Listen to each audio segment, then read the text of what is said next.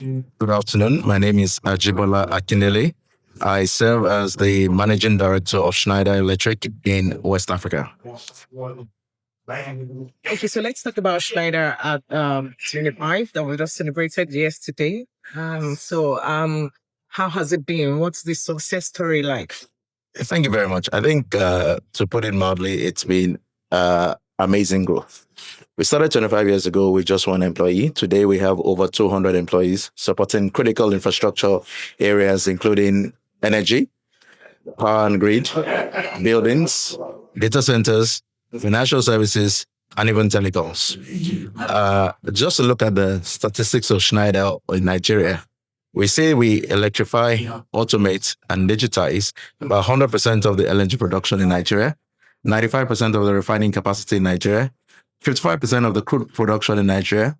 And even if you come to the power sector, if you live in Lagos State or what you call the Lagos mainland, there's a 70% chance that the elections bringing molecules power to your house will have gone through a Schneider equipment. We're also very active in the renewable energy space, in the e-mobility space, providing chargers to electric vehicles, and generally just working with industries, governments, and organizations to provide solutions for sustainability and efficiency. Now, we do not do that alone. In Nigeria, we have a network of about 400 partners, thereby creating an extra 4,000 jobs. So I talked about having 200 employees earlier. We employ over 200 people directly, but over 4,000 people indirectly, through our partners. And with our partners, we collaborate, to make meaningful, impactful projects in the society. Now, beyond that, we also partner with the communities that we operate in. So if you're at our Innovation Day just on Tuesday, we launched and showcased one of the flagship projects or one of the most iconic projects we have in Nigeria, which is the Bonny Jam Center. So as you might know, there's no road linking Bonny to Port Harcourt, right? So when young students want to take jam exam, they would have to go by boat to Port Harcourt. But what we've done now is to build what the original idea was to build a jam center in Bonny.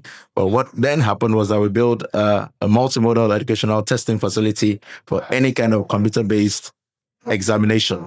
We've put in over 200 computers there. We've put in power supply, clean energy into that facility, and students have been using it, and they've testified that it is a world-class facility. Well, today, during the panel session, it was observed.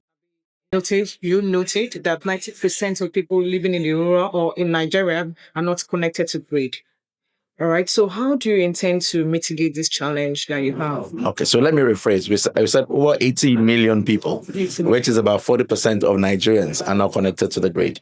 So we have, certainly we're working with various agencies of governments.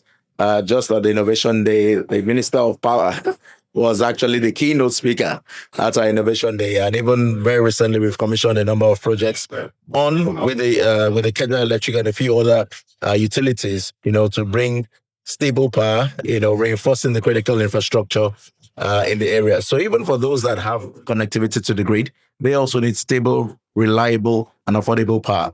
Now, in terms of those that do not have access, the more than 80 million people that don't have access to the grid, we have developed a wide range of solutions, that work off grid, that they are able to deploy in these areas to give them access. Again, at Schneider Electric, we believe that access to energy is a fundamental human right. And one of the key things that we want to do, and I want to personally champion in Nigeria, is to reduce energy poverty and provide access to energy for the people that don't have. So we have a number of our solutions. Last year, we launched another solution called the Vilaya Flex. It works in these remote areas, basically anything from 50 kilowatts to about 200 kilowatts of power. And we're also looking at ways of making this even cheap.